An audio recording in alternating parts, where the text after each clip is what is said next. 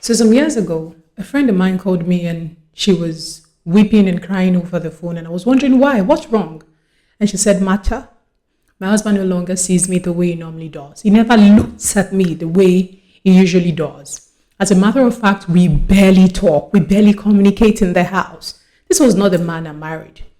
This was not what we bargained for. This was not what we planned for. This was not what we envisioned together. Everything has changed.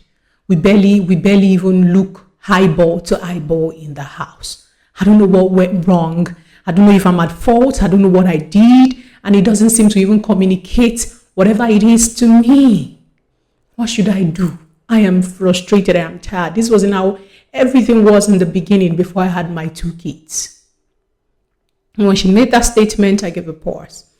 At that time, I wasn't married, so I was careful on what advice to give to her.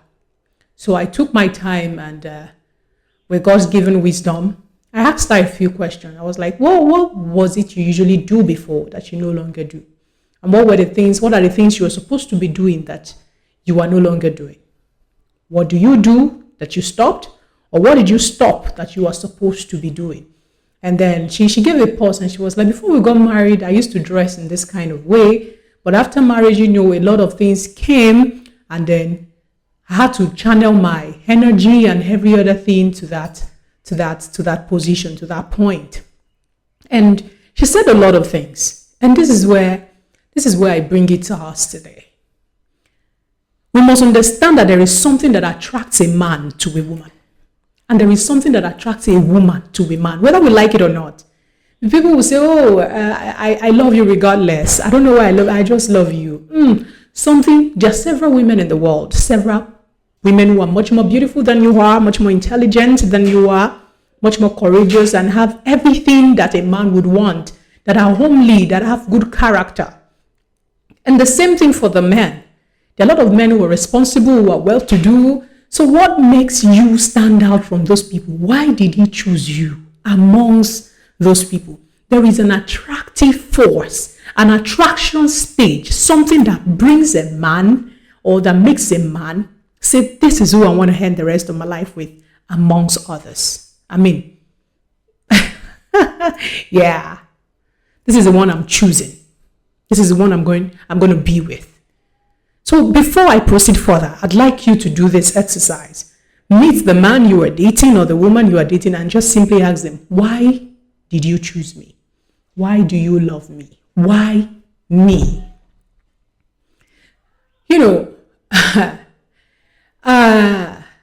I don't know, but there are 2 lenses with which people make their choices. For those who aren't believers, there is a way they make their choices. For those who are moved by outer attractions, there's a way they make their choices. They say, oh, I love my woman to be curvy, to be busty. I love her to have the backside, like they will call it. I love her to be tall, beautiful, gorgeous, poised. Head no bad, back no bad.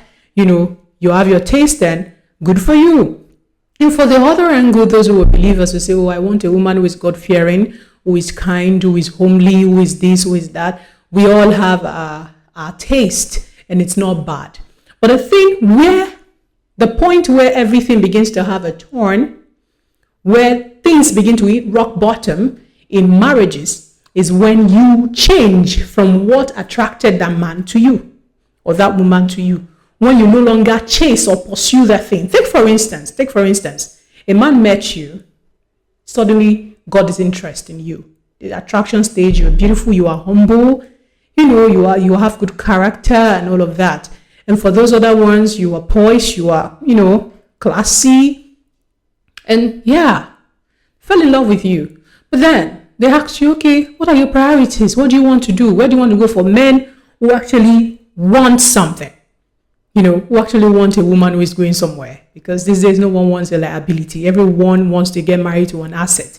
And then you ask the woman and she says, I have this vision, I have this goal. And they check and they say, oh, we are driving towards the same route. We are headed toward the same destination. We share similar values, similar goals, similar aspirations. And even if it's not entirely similar, you know what you want.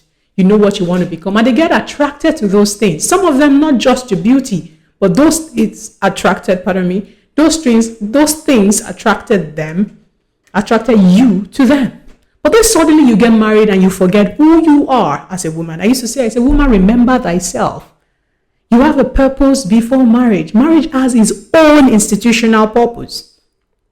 But you have your own personal purpose. You have things that you were supposed to be actualizing. But then we get into marriage and then we forget those things and we begin to channel our energy on other things. And we become a shadow of ourselves. And at the end of the day, when God says, oh, you did well in your marriage, but in aspect of your own purpose and destiny, you are flawed. So these people, that rate begin to fall down. It begin to fall off.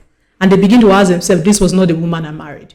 And for the other ones, they got married to you because of the way you dress, how classy you look. And all of a sudden, you get married and you start tying wrapper, you start, sitting in neighbor's apartment, going out and visiting friends and coming home late. This was not the woman they bargained for.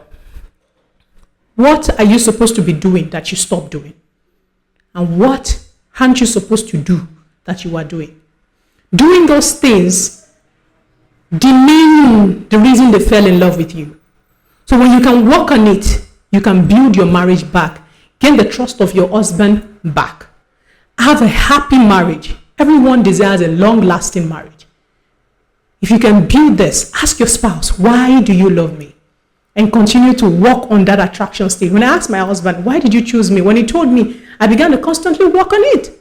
I began to build myself even more to the woman that God wants me to be and that He envisioned me to be. This is why I come to the end. I'm going to be sharing more in my subsequent videos. Kindly do well to like, share, subscribe to my channel if you like what I talk about, and leave a comment behind. I want to know what you think about this video. This is Motivational TV, where truth and light meet. Have a beautiful day. Bye.